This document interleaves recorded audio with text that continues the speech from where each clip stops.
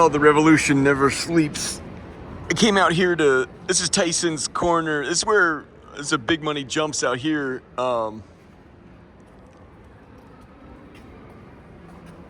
It's the holidays. Today's Sunday and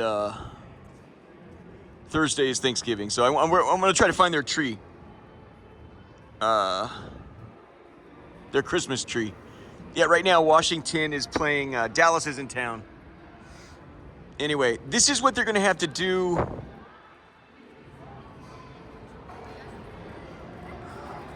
That's what they're going to have to do with the National Opera House that was just destroyed by Laura. So here you have it.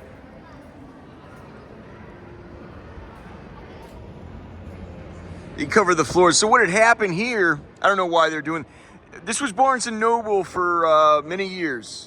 And so CNN covered the fact that Barnes & Noble's going into Georgetown. Real nice thing. I was there yesterday. Everybody's, looks like the money's been moved around, and that's great. But now they're replacing it, looks like with a fucking arcade or something. But anyway, this used to be all Barnes & Noble book jump. So they're doing everything. This kind of, in my view, I'm an optimist, you know, like the Kennedy Center.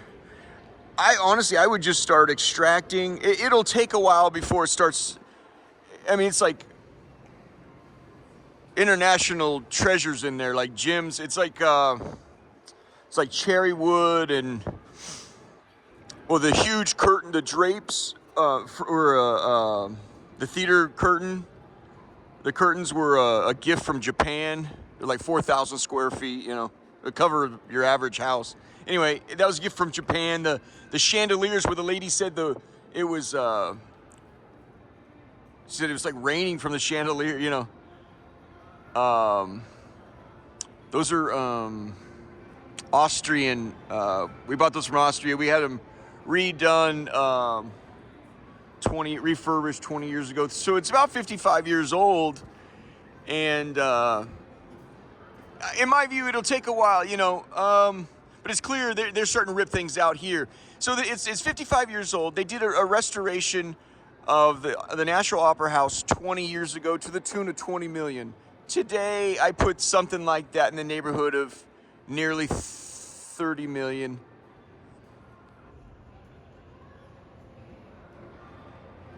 But it needs to be stripped down. I'm telling you, I was like way downstairs and it was coming down the ceiling tiles there. So it's something like that. You just you completely redo the whole thing, floors and everything. What I would say is their biggest problem, which is far bigger. They can find the money, the insurance. You know, if I was the insurance company, I would say, it depends. It depends on what the future looks like. If this is a one-time thing, I think you pay it. But the truth is that was an act of war. And I've tried to tell the guys when they come out here to McLean and go for the secretaries of state and the secretaries of defense that are out here. Make sure that the insurance companies do not pay those. They have things called. Do they have to pay act of God? I don't think they have to pay act of God or act of war. It gets them out of like total, you know, financial destruction. The insurance companies, you know. So the insurance company could shine on the $30 million bill that's coming by saying it's a fucking act of war. You guys should have, you know. And it could be that they're self-insured. The government usually, when they're that titanically huge, they cover their own expenses. But you're looking at a $30 million. So they had a return tickets last night. And my guesstimation was it was to the tune of about $300,000. Just to say, show's canceled tonight. On the website it says due to critical infrastructure error, we are canceling tonight's show. It was worse than that. I don't remember. It said canceled due to, you know, yada yada. So just to get their tickets back, it was $300,000. They're remodeled 20 years ago, took 11 months. They were shut down for 11 months. That theater runs out of 365 days a year. It runs for 225, 255, something like that. So I mean, millions of dollars are lost just to sit idle, then 30 million to have it redone. Your biggest problem is, though, even if you solve all that, and I'm serious, like, in their planning meetings. The problem is they cannot stop it from repeating. And not to circle back again, but that's exactly what Laura basically did with my life. Was I'll destroy him, and the moment I finally got priests, I finally was able to meet with the law enforcement officers. This is what's happened. This is this was the course of my life. This is how I got off. This is what I'm trying to do. Once it was clear I was putting all my life back together, she set everything on fire. So it's like, and honestly, it's how do you stop that again? I feel very confident because I've been at I've had to research the cutting edge of these things. There is none. There's none. They don't have an answer for that. All it is we're sure the Russians won't do it to us because we'll do it to them. Like the Russians did it to Ukraine before the invasion, and they felt great fucking them up because the truth was they know Ukraine couldn't do it back. They didn't have the technology or the know-how. However, what they found was Ukraine responded. Ukraine was able to get their critical systems back up and running, their hospitals, the subway systems, and all that stuff rather fast because most things aren't on the computer in Ukraine. So everything that was connected to the computer, so all this stuff, everyone's trying to race their shit into the cloud or race their shit into, everyone's trying to get, that is the most vulnerable shit there is. If you have a fire suppression system that doesn't run on a computer, well, I think now you're okay. Now that would, if I was their director, their CEO, I'm upsetting this lady. Hold on. If I was their director, the chairman, or whatever, that's how I would say that. That's how they did it. Like in Iran, their nuclear program. There's an air wall. We had to get the virus in there somehow. We had to have a scientist carry it in there and plug it into a computer. We couldn't just send it in. There's an air wall. You see what I'm saying? And so what you need is, that's how Ukraine was able to bounce back so fast from the cyber terror and the cyber attacks, was so many things are not actually run by computer. And they were just like, we'll keep it off and there's no way. So that's their way. That's I feel good actually through this talk just now. That's their way out. That's their way out. Take it off a fucking computer. Take it off the fucking internet. Then you can now you can safely reinvest your. So say it costs your. So this is what happens. It'll take 6 months of planning on what you want the new interior to look like. The first 30 years it was like firecracker red. When they did the $20 million remodel 20 years ago, it was like, okay, let's do like a real subdued sort of a darker, bloodier red or something, and we'll do a cherry, all the trimmings will be cherry. That takes time. You can't just do that overnight. So that's 6 months of that shit right there. And then, so it's 18 months to get it all up and running again. You can't do that until you can confirm, hey, this shit ain't gonna happen. You know what I mean? In all fairness. And I think that's what's gut-wrenching for them right now is, not only is it a fuck you, it's to the point where like you have no control. They actually there was a control room. It's just really interesting to me that this is exactly what I was trying to get away. There's just too much excitement in the city, and it's the holidays. I want to come to Tyson's Corner. This is fly shit. Maybe I'll walk us through in a minute, but. Yeah, this is what happens when you have to start gutting everything. Okay, thank you. There was a master control room with the computer engineers in Ukraine. They're watching on the big screen, and they're watching slowly as the mouse started moving across the screen, and then down over to the power button, and like, boo, and they're like flipping out as it's happening. They're like, who has their hand on the fucking, is anyone touching the mouse? They're like, no one's touching the mouse. It's like Russia fucking with them, like shutting all their shit down. And that's one way to go about it. Get off the fucking mainframe. Ukraine was able to bounce back. So and my point is, you can bounce back from that. There is an answer, I'm adamant, and I will continue to go on about how we need to do as we're directed and go to Mary for intercession as for our sins in the Middle East, Otherwise, we're not talking about theaters. You know, this is, like I said, that feels like a, you know, a glimpse into future attractions. You know, yeah. Funny that we had the water when there was no fire, and I'm imagining using my, you know, I'm imagining there's gonna be fire and there will be no water. You know, like I keep being told, you guys are you're gonna be want of water. You know, and no one ever wants to hear that. You know.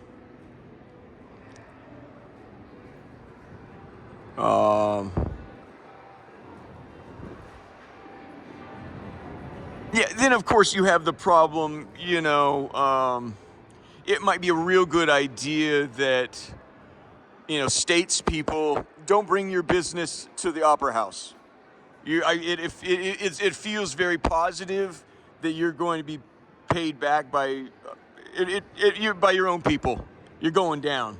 Stay out of the fucking opera house, and I think you'll be spared. You know, the opera house will, you know, hopefully, you know, it's already ruined, but maybe they can rebuild, and you know, and I hope they, you know, expand their, you know, outreach to, you know, to include the lower classes in an activity that, you know, there's no reason why, you know. Well, there is reason why poor people can't be taught opera. They're too fucking hungry. You know, you know, they have a food contract down there at the Southeast. I'm telling you, I know that food contract. I eat the food. I know, you know. Let's say they're getting, you know, $20,000 a month. You're giving us $3,000 a month worth of food. You know, go fuck yourself, man. You know, I don't know. You know. Anyway. Actually feel really good about giving this talk. You get off the network, get off the framework, the internet, get off the fucking internet. I know it's like a fucking dream come true for everyone. I saw somebody said something the other day. It says there's no fucking cloud, it's just somebody else's storage. You're giving your data to someone. You know, spare me. It's all this dreamy shit. You know.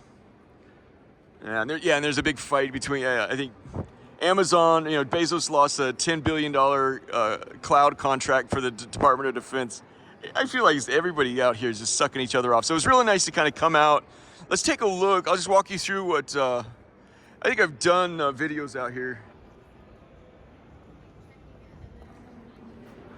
You know, but just give you a sense of how really pretty, oh, let's do that.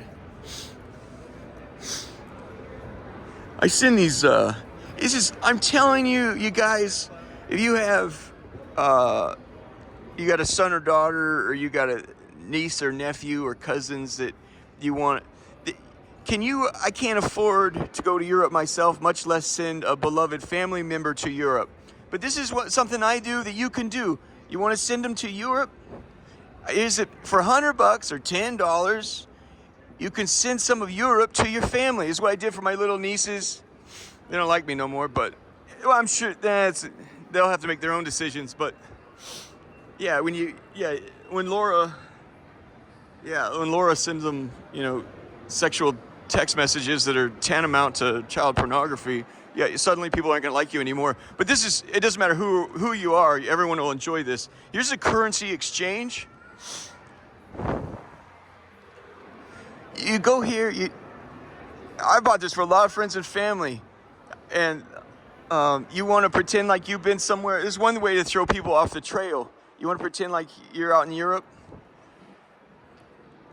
Here's a good way. Say you're on the run. You use these as Christmas gifts or birthday gifts. Here, I'll try to find the British pound.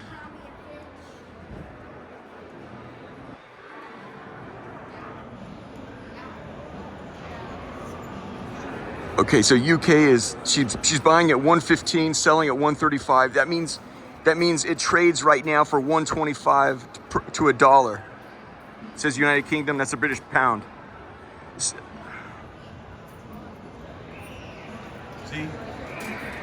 she buys at 115, sells at 135. In the middle of that is the market. Is actually 125. Switzerland, I bought and sell those to my nieces as well. My sister, I got her a $200 franc. A 200 franc bill. Instead of a $100 bill, it's a $200 bill. See, it's trading, they buy at 102 and sell at 121. So it means it's trading at 111.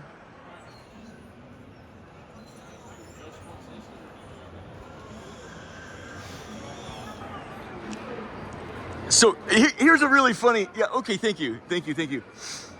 Here's a really funny thing. If you like, yeah. Suddenly, like everyone wanted, and this was sort of before the whole thing went off. If you're a, excuse me. It's Sunday, so it's hopping here. If you're a demoniac, people are gonna make your life their fucking business. Anyway, so yeah.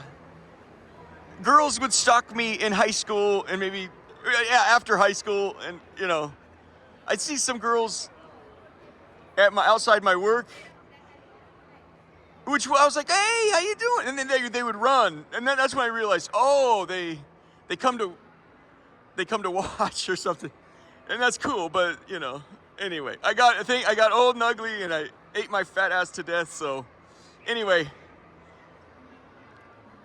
If you have a demon problem, you have a stalking problem, and it's not a fun one. There's the one where the girls want to see you. That's not when this is what we're talking about. But so to shove it up my family's ass, what I would do and what you could do is I would buy British pounds. I'd buy money from another country at those exchanges. I'd go. You can get. You could go onto eBay and get hotel. Stationary from five-star hotels and five-star resorts anywhere. Get it off the thing, or just call them and buy it from there. And I actually, on one occasion, I went to Atlantic City. I lied to everyone. I told them I was in Utah. That's what everyone believed. I was in Utah. And yeah, I would get offline. I told Marky, I said, Mark, if you don't have my number, no one has it. That ended up proving very effective, because there came a day where he no longer had it, and then that's a year or two later I was blown up online. He's like, I don't know what Mark, I know what Mark, he probably went for a gun, but here, I'll show you.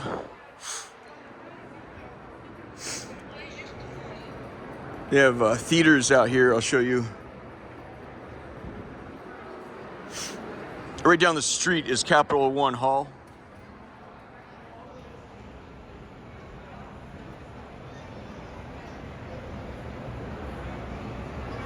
So, I wonder if we can, on our way to the Christmas, if there's a nice display out here. Let's just take a look at this for want of anything better. If it would be nicer at dinner, when the sun is going down, but so. I didn't even want people to know I was on the East Coast, so I was using foreign currency. Then I would take the train up to Philly, and then I would take a little, like a slower train out to Atlantic City. That's where it's their Vegas, right? And so Los Angeles is right 4 hours out of Las Vegas. So you go from LA to Vegas, whatever. So I'm sure this is real pretty at night, I think that's where I learned the phrase. I was like, I think I know what it means to be, like, there's a phrase, if you're a prostitute, I think she takes the slow train from Philly. There I was on the slow train from Philly to Atlantic City, and there were prostitutes. It's very sad that you can know which ones are which. It's just, what's for sale, what ain't.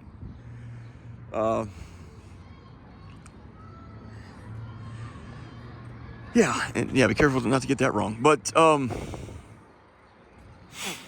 anyway, it's pretty.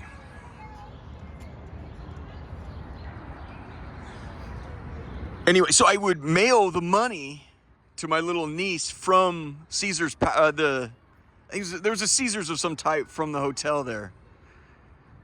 And she said, "It's like an outpost out there." She goes, "You sure you want to send it from here?" I said, yeah. She goes, well, it takes us 5 days to get it into town I just need an Atlantic City postmark on there, lady, She said, no problem at all, pal. And so I hope they got all that money. I sent quite a bit, actually, in several different currencies. Even some stuff from the Bahamas. The Caymans. The British pound is very solid, man. Like, you think what the shit is the Cayman's money got to... It's tied to the British pound. That's why. The British pound don't move from. When I was buying it was $1.35. Right now it's a little low at $1.25. And then you pay another dime on top of that, so you're paying $1.45 per. At any rate, there are people that go through greater lengths than I do. So if you're in trouble yourself, and you don't have an understanding mind nearby,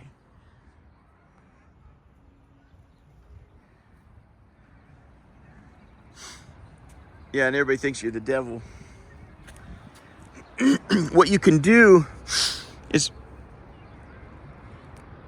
you take an envelope, put your money or put whatever it is you have to say. If you need to postmark from another city or another country, like I was going to send one from Paris. What I was going to do, because I had bought some Parisian stuff here, I was going to get a hold of the same branch store in Paris. And I was going to send a letter. So an envelope that needs to be mailed, it has the proper stamps in French stamps in an envelope with your return address in France or wherever it is. And then to the person in America you're writing it to, Department of Justice or Department of Defense, whatever, you need that lock cocked, ready to blink shots nonstop until you see your neighbor's ass drop. Sorry, I got carried away there. It needs to be in a bigger envelope. The bigger envelope is going to be to the hotel desk clerk. Say, hey, and it'll say to my friend so and so. It doesn't have to be too pretty. It doesn't. You don't have to. Just pretend like you're not American. You're more Asian, and you're not. Your life isn't based on charm. Just say, I was at your hotel last week. I forgot to send this out. It's important that it has a post stamp from Paris or whatever. And here's $10 for your trouble. Please put this in your outgoing mail.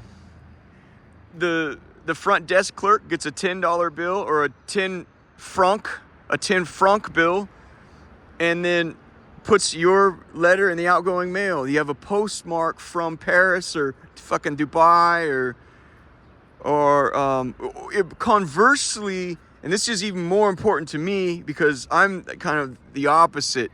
You really want to fuck someone up. You want them to think you're in town and you're ready to fuck them up. What I could do, like I could send a letter to my Uncle Mark or Frank. Ooh, boys, I got fucking words for you. Boy, do I have words for you.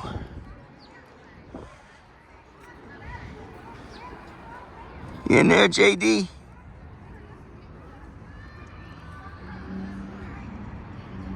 Oh, man.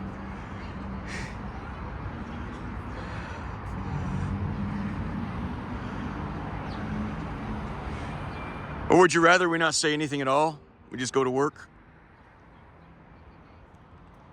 I love you, Frank. I'll eat you for fucking dinner, bitch.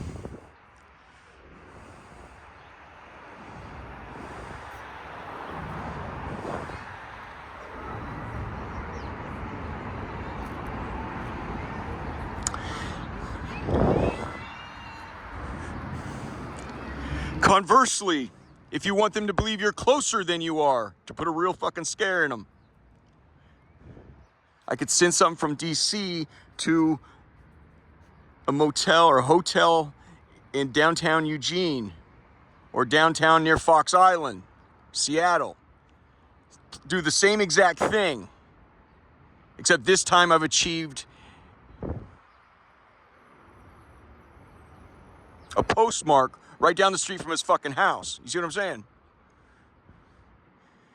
Tell me one thing, Frank. I will fucking eat your lunch. You hear me? I will fucking eat your lunch. You tell me one thing. If you got one word to say to me, you tell me that letter didn't illuminate matters for you. You tell me that. You tell me that letter wasn't a fucking turn. tell me you knew all along. Everything he was saying was true. Tell me. That letter did nothing for you. Say, the moment that happened online, I knew everything he said was true. Don't you dare come tell me that fucking letter was news to you. I'll eat your fucking lunch. I'll eat you whole, you fucking faggot. You're the biggest, baddest man on the fucking planet. I will fucking eat you and the asphalt underneath you in front of your fucking wife, you fucking faggot.